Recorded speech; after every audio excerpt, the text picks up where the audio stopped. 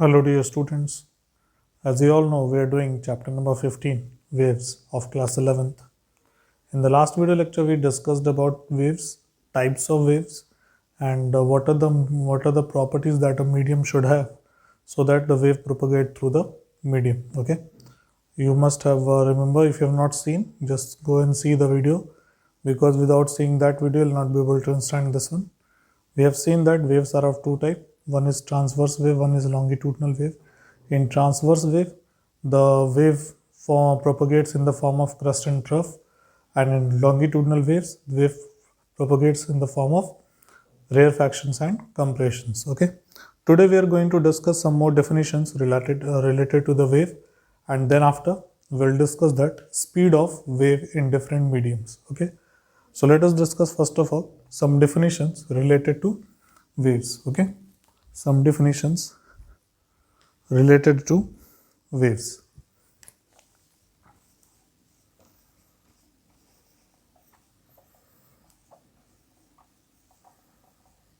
Related to waves. The first thing we are going to understand is amplitude. What is amplitude? Like suppose if I represent a transverse wave, the wave travels in the form of crust and trough. So the displacement of the particle, the maximum displacement of the particle from its mean position is this much. That maximum displacement of the particle during the wave propagation through the medium is called amplitude. Already we had discussed amplitude in the chapter SHM, as we know that when the wave travels through a medium, the particles of the medium vibrates. So during their vibration, suppose if this particle is vibrating, so it is moving this much up, and after some time when the trough is going, the wave will move downward. So this is the maximum displacement with which the particle can be displaced from its mean position when the wave is propagating through the medium. So that very maximum displacement of the particle is called its amplitude. Okay, it's called its amplitude. The next definition we need to understand is time period. What is time period? Already we have discussed time period in case of SHM, the time taken to complete one oscillation by the oscillator. But here, since we are talking about waves, so basically when the wave travels through a medium, the particles of the medium, they vibrate. If they vibrate perpendicular, suppose the wave is moving in this direction and the particles are vibrating in this manner, so waves are said to be transverse.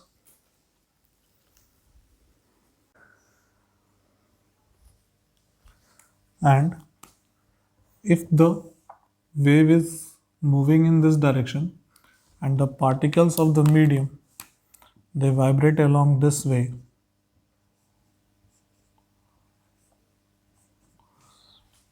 then this wave is called longitudinal wave. So basically whatever kind of wave is there, the basic thing is the particles vibrate whenever the wave propagates through the medium, and if it vibrates, then obviously it will have a time period. So the time period of the vibration of the particles of the medium, the time period of the vibration of the particles of the medium is called time period of the wave. Okay. The next thing you need to understand is frequency. Frequency. What is frequency? So basically, if you remember, frequency is equal to 1 upon time period. Okay, the number of vibrations done by the particle in 1 second is called frequency. Okay, let me give you a very small thing, so that you can understand this formula. Suppose the time period of the particle is capital T. So one vibration, okay, or you can say in T time, how many vibrations are being done? 1. Because time period is being defined like this. The time taken to complete one vibration is called time period. So time taken T is there for completing one vibration. Then how many vibrations done in 1 second? So basically this is what? 1 upon T. and the number of vibrations done in 1 second is called what? Frequency. So this is our frequency. But remember students, in case of wave, frequency is represented by nu. It is nu. Earlier the frequency was represented by small f, but this time in case of waves, the frequency is represented by nu. So nu is the frequency, nu is equal to what? 1 upon time period. And this, the definition is the like definition of frequency is like the number of vibrations done by the particles of the medium in 1 second is called frequency. Okay. Let us move to the fourth one. Angular frequency. Angular frequency. What is angular frequency now? If you go by the mathematical definition, so angular frequency is represented by omega, and it is basically defined as the product of 2 pi and the frequency. It is defined as the product of 2 pi and the frequency. This is the mathematical definition. But if you want to understand what is actually what the angular frequency is, so a wave or a displacement of a wave, SHM if it is SHM, is represented by y is equal to a sine omega t plus minus phi, whatever it could be. Okay, it could be plus phi also, it could be minus phi also. Phi naught is in, let it be phi naught. So its phase is what? Its phase is omega t plus minus phi naught. If we take the rate of change of phase, I have already told you that whatever written in front of sine, this all is going to be phase. So if we take the rate of change of phi, that is your phase, with time, what we are going to have? Omega. The differentiation of t is 1, the differentiation of phi naught is 0. So this d phi by dt is equal to what? Omega. So basically what is omega? Omega is rate of change of phase with respect to time. This is the definition, basic definition. If you go by mathematical definition, the product of 2 pi and the frequency. If you go by the basic definition, the rate of change of phase with respect to time is called angular frequency. The next thing we need to understand is fifth one, wavelength. Wavelength. What is wavelength? Let me tell you a very simple definition first of all, then after we'll discuss another definitions. I hope you know that these two are called crust. So the distance between two consecutive crust or two consecutive trough is called wavelength. Wavelength. Okay, distance between two consecutive crust or consecutive trough is called wavelength. Okay, the distance between two consecutive crust.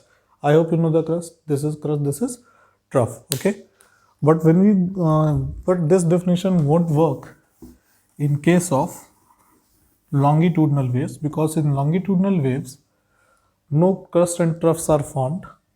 In longitudinal waves, compressions and rarefactions are formed.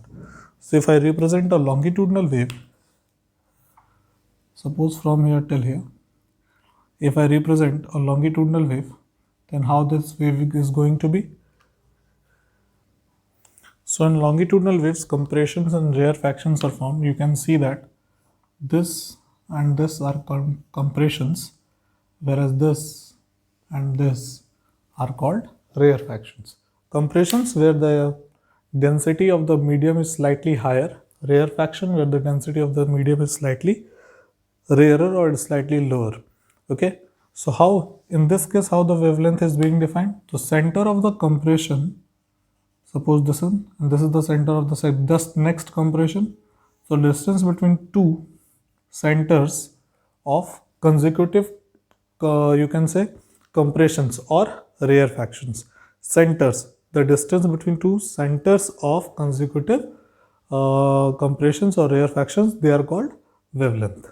Okay, this is going to be the easy definition, but one more definition is there, and that definition is distance traveled by wave. Distance traveled by wave in one time period. Okay, distance traveled by the wave in one time period is called wavelength. It is denoted by lambda. It is denoted by lambda. Obviously, this is distance, so its unit will be in meters. The sixth thing we need to understand is wave number. Wave number. Okay, wave number. Now, what is that wave number? When a compression and rarefaction, we take one compression, one rarefaction, so we say one wave is being completed. Okay, for one compression and one rarefaction, one wave is completed. So the distance between two consecutive crusts is called wavelength. The same distance is going to be this one also. Just see, 1/4 we have moved here, 1/4 we have moved here, 1/4 we have moved behind, 1/4 we have moved behind. So basically this distance is also going to be wavelength only. Now, in wavelength, how many waves are there? 1. So, in 1 lambda meter,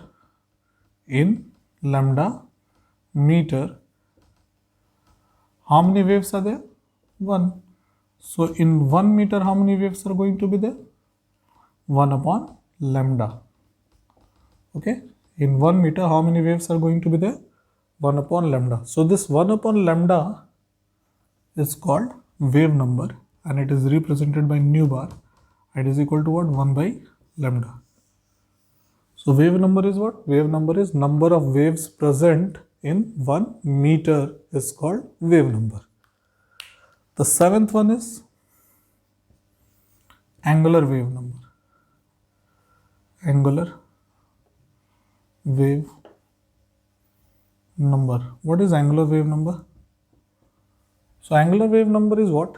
It is defined as the product of, angular wave number is represented by small k, and it is defined as the product of 2 pi and the wave number, which is further equal to 2 pi by lambda. 2 pi by lambda. One more meaning is there of angular wave number, but that meaning we will do when we'll study the displacement relation for a wave. Okay. Right now, only mathematical definition I am telling, that product of 2 pi and the wave number is called angular wave number. So 2 pi nu bar, and nu bar is equal to 1 by lambda. So we can put k is equal to 2 pi by lambda. Okay. So these 7 definitions you must know in order to understand what is basically a wave. Okay. In wave, when we define the relation for a wave, all these 7 things will matter. One more very small derivation is here, and that derivation is relation between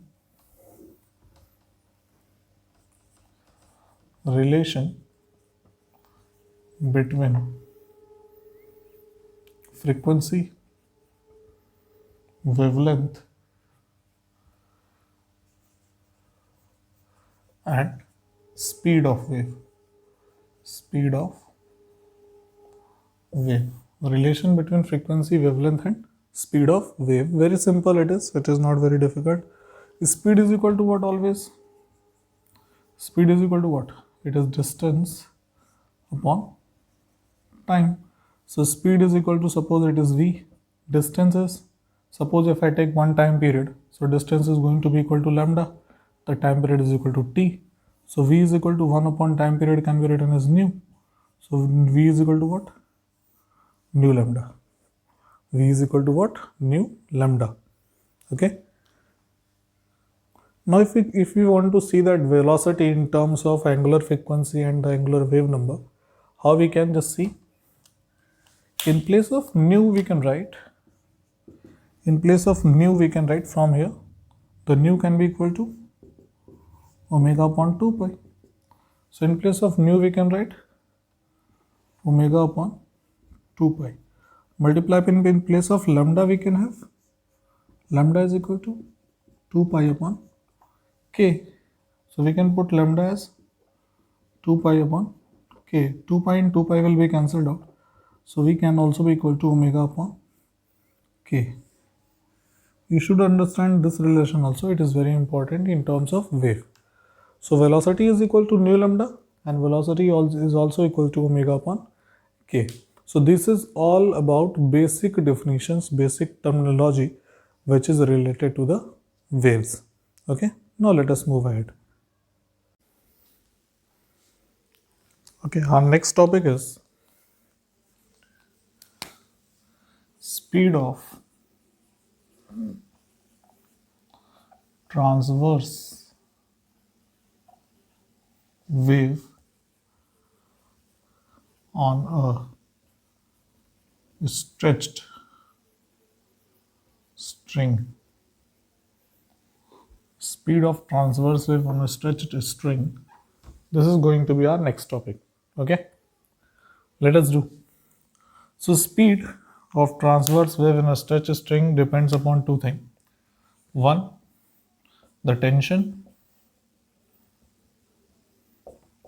and the other thing, mass per unit length. Mass per unit length. Okay, mass per unit length. Let us denote by mu. Otherwise, there is a chance as you make the mistake. We are going to prove the formula by dimensionally. So velocity is proportional to tension into, let us put the power A on the tension and B on the mass per unit length. So tension A, B mass per unit length. So velocity is proportional to tension to the power A, mass per unit length, and that is mu to the power B. Let us put a constant capital C, tension to the power A, mu to the power B. If you put the dimensions both side, we'll have LT minus 1. C will have no dimensions. Tension, it is a kind of force only. So it is MLT minus 2 to the power A.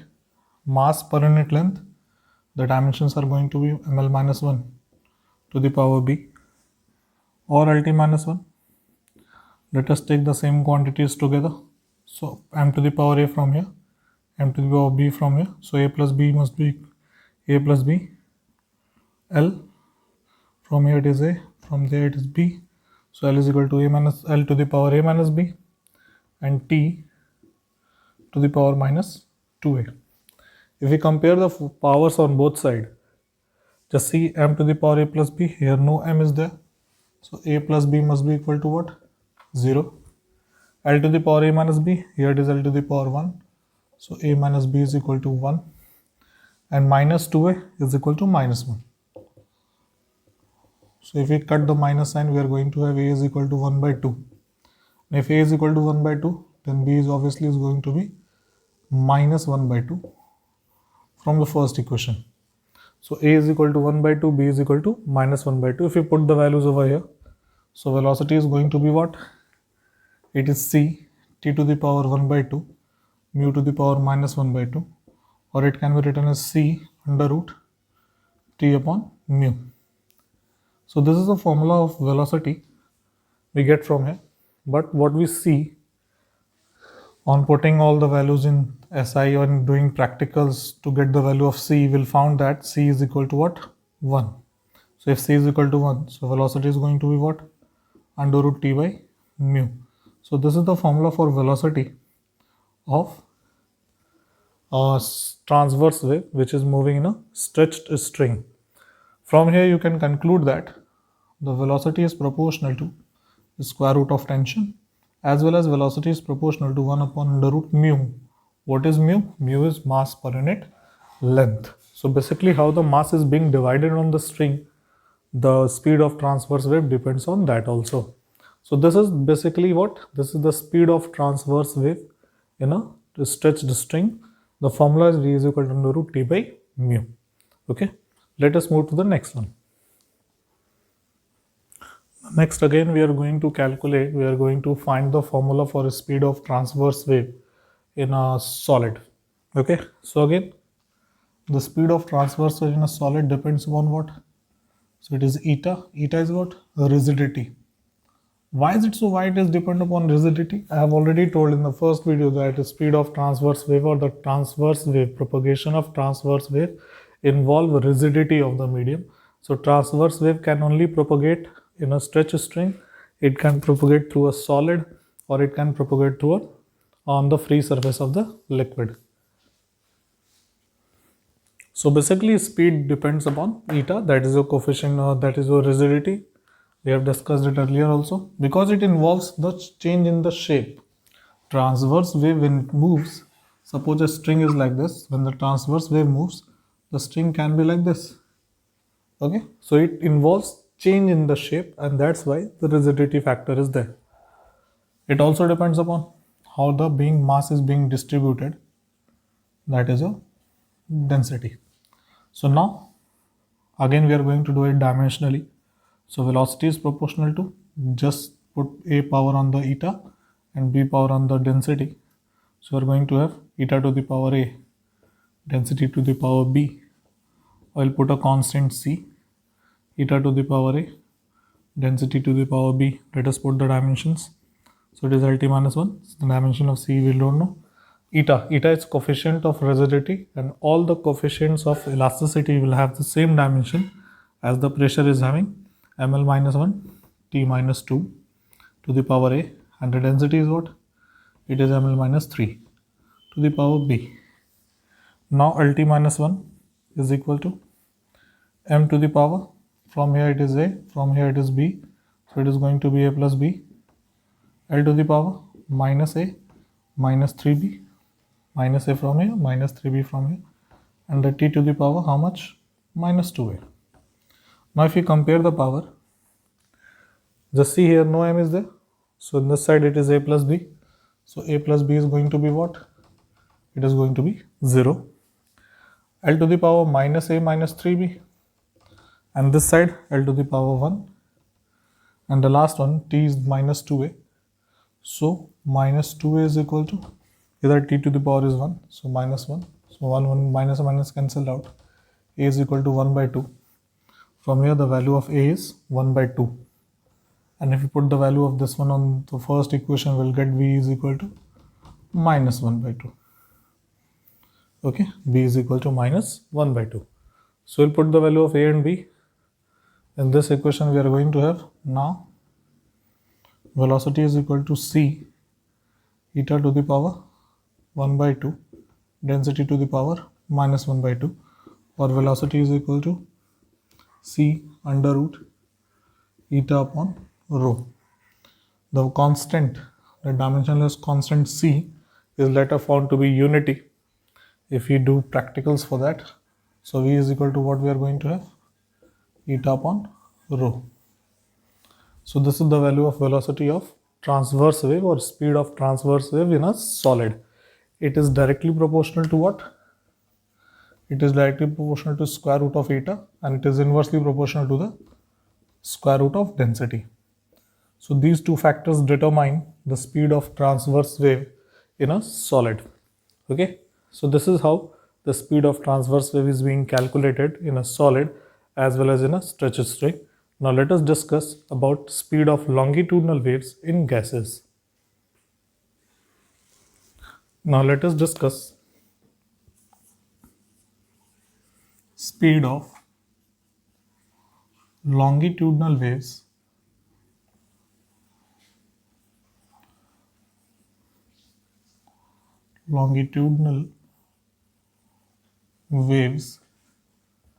in a liquid or gas. In a liquid or gas. Okay, let us do that. So longitudinal waves, they propagate in the form of compressions and rarefactions, so they involve the change in the density. So basically when we discuss about longitudinal waves depends upon two things. One is bulk modulus and the other one is density.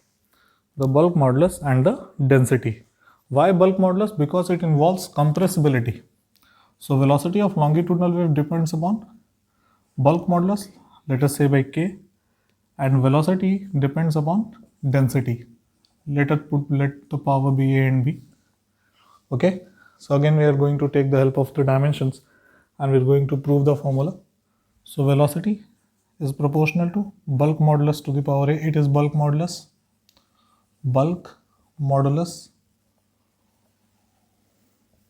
and the second one is density. bulk modulus to the power a, density to the power b, or velocity is equal to constant say c, k to the power a, density to the power b. Let us put the dimensions. LT minus 1, dimension of c is not there. Dimension of bulk modulus is ml minus 1 t minus 2 to the power a, density ml minus 3 to the power b, or LT minus 1 is going to be m a plus b l minus a minus 3b and t minus 2a. I hope the same calculation I've done just few moments before when I was calculating the speed of transverse wave in a solid. Okay, same calculation was there, because dimensionally k and rigidity means bulk modulus and rigidity, they are not different, they are same, but they are same dimensionally, they are not same concept wise, or they are not used for the same meaning, but the dimensionally they are same, density is same obviously. So basically when we calculate them dimensionally, we'll have the same calculation. Again the equations are meant to be like a plus b is equal to c, no m is there, so 0, l to the power minus a minus 3b is equal to what? We'll have 1. L to the power minus 2a is equal to what? Minus 1. L to the power minus 2a minus 1. L to the power minus a minus 3b is equal to what? 1. So from here again the minus sign cancelled out. A is going to be 1 by 2. A put this in the 1. We'll get b is equal to minus 1 by 2. So what we are going to have the formula? Formula will be like velocity is equal to c bulk modulus to the power 1 by 2 density to the power minus 1 by 2. So velocity is going to be c under root k by rho. Later on c is found to be 1 experimentally. So v is going to be what? K by rho. So velocity of longitudinal waves in a liquid or gas is given by velocity is equal to k by rho. We all know that sound is what? Sound is a longitudinal wave. So basically when the sound travels through a liquid or gas, then its velocity can be given by like this. So we can apply this theory with the sound, and we'll see how that speed of sound can be calculated in a liquid or gas. And we'll discuss two viewpoints regarding that. One is Newton's formula and one is Laplace formula. Okay, let us see them one by one. So now we are going to discuss speed of sound in gases, and the very first thing we are going to discuss is Newton's formula. Newton's formula. Although we have already discussed that the speed of sound in a liquid or gas is given by under root k by rho, where k is bulk modulus and rho is density. We have already discussed that. But Newton told that when a sound travels through air, gas, liquid, whatever, so it travels in the form of compressions and rarefactions. Okay, just listen to me very carefully. When sound travels through air or gas, it travels in the form of compressions and rarefactions. What are compressions? Where the density is slightly higher, gas is being compressed. And what is rarefaction? Where gas is being expanded. So when a gas is compressed, an amount of heat is produced because of compression. When a gas is expanded in rarefactions, the amount of heat is being lost. As per Newton, whatever heat is produced in the region of compressions, they conducted the neighboring rarefactions where the amount of heat is being lost. So basically there is no heat loss or no heat gain, and the temperature of the medium during this process remains constant. So if temperature remains constant, what the process will be called? The process will be called isothermal process. So Newton told that the bulk modulus should be calculated in isothermal conditions. Once again, Newton's told that in the heat produced in the region of compression is conducted in the neighboring region of rarefactions where the heat is lost. So basically, the amount of heat is being compensated, no heat is lost, no heat is gained, and therefore the temperature should remain constant. So as per Newton, this K bulk modulus, according to Newton, the velocity should be equal to K, but K should be calculated in what conditions? Isothermal conditions. Okay, isothermal conditions. So velocity of Newton is told to be what? It is K isothermal upon rho. Now we'll try to calculate the value of K isothermal and then put it here. Now just see. For T is equal to constant, that is isothermal process, PV is equal to constant according to Boyle's law. If we differentiate this equation, we'll have P dV plus V dP is equal to 0. How this line come? Just I'm differentiating the same. I'm differentiating, just I've left the first one, differentiated the second, then I left the second one, differentiated the first is equal to 0. From here, if VdP is transferred to that side, we are going to have, PdV is transferred to that side, we are going to have, let us transfer PdV. PdV is equal to what? Minus dP. Or P is equal to what? So minus dP upon dV. V was already there, V is transferred to this side, we are going to have dP upon dV upon V, that too with minus sign. This change in pressure upon change in volume upon original volume, this is volumetric strain. dP, well, is the stress. The stress upon strain is what? Constant. And since we are having this dP pressure upon change in volume upon original volume, so this is what? This is your K iso. Why K iso? Because we have calculated this in isothermal conditions. So basically K iso is equal to what? It is equal to P, pressure. So just put the value of P over K isothermal over there.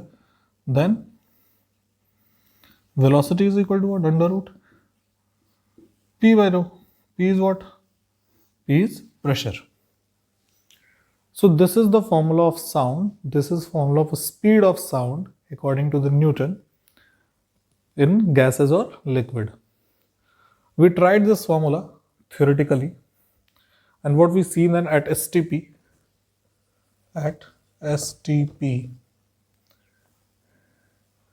we see that velocity of sound comes out to be 330. Velocity of sound comes out to be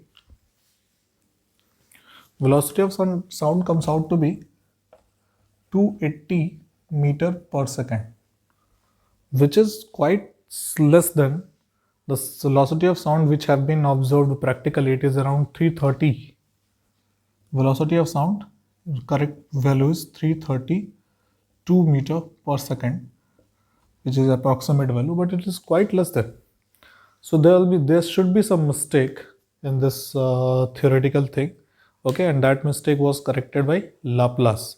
Remember, according to the Newton, the variation, pressure volume variation in the when the sound is being propagated through the medium is isothermal. Now what is the view of Laplace? Let us see. Now what Laplace has told?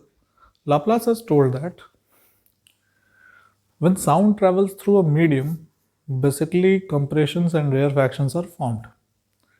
But according to Laplace, they are formed so rapidly that there is no time for exchange of heat between compressions and rarefactions. Once again, as per Newton, what was that? That heat produced in the compression conducted to the rarefactions. Now, as per Laplace, since air or gases are bad conductor of heat, and compressions and rarefactions are formed so rapidly that heat produced in the region of compression has no time to get exchanged between the rarefactions and compressions.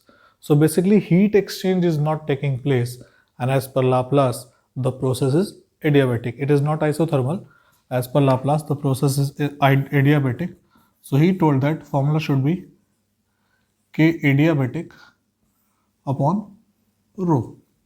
Now we need to calculate K adiabatic, okay, means bulk modulus, but the pressure volume variation should follow adiabatic conditions.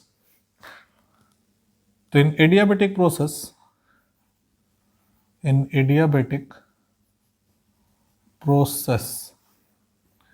PV to the power gamma is equal to constant. You must have studied in your previous chapters. Pressure volume to the power gamma. What is gamma? Gamma is equal to Cp upon Cv. You must be knowing that. So now if we differentiate it, so differentiation of V to the power gamma is gamma V to the power gamma minus 1 dV plus, now V to the power gamma has been left, dP is equal to what? Constant. I have just left the first one, differentiated the second, then I have left the second one, differentiated the first one.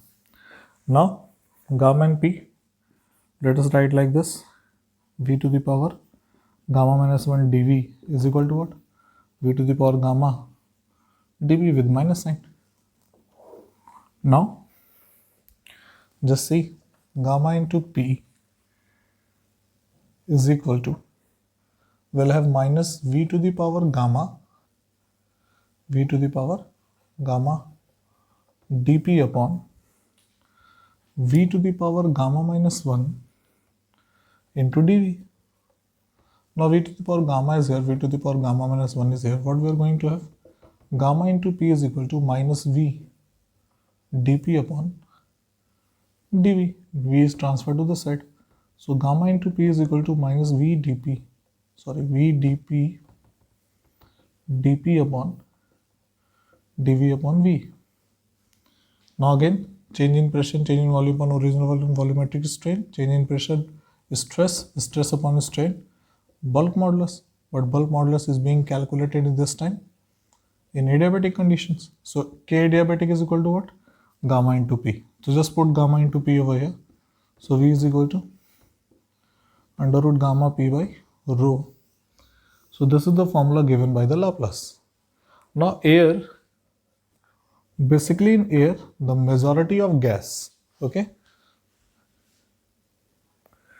Now if we apply this theoretical result to calculate the speed of sound in air, so for air, since air is majority of diatomic, so gamma is equal to what? 7 upon 5. You must have studied in KTG.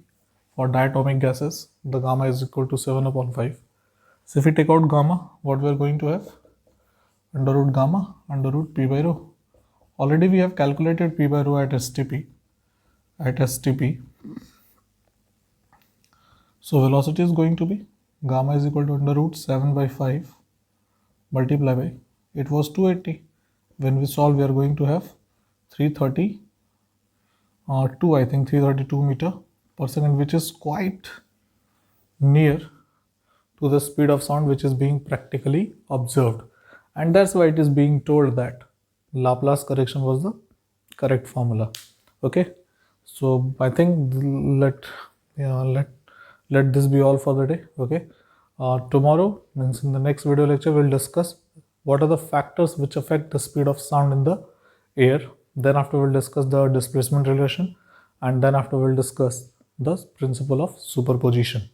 Okay, so let this be all. I think 3 or 4 videos will be more to complete this chapter. This is all for the day. Thank you.